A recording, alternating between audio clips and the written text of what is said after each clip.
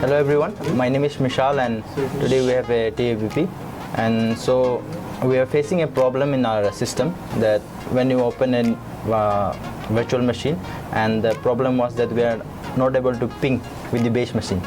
So basically we tried changing the IP address and also changing the DNS server, but it was not working. So what we did was we figured it out that the problem was in VMware. So we just opened the VMware and we clicked on the VMware, then which shows the settle, and right click on the bridge, and hence it got pinged things. So we just right click on the settings and it opened the entire settings of VMware.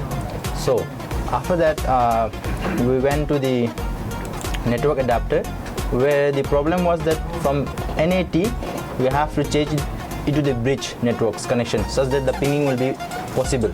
So basically I just from NAT to bridge I just transferred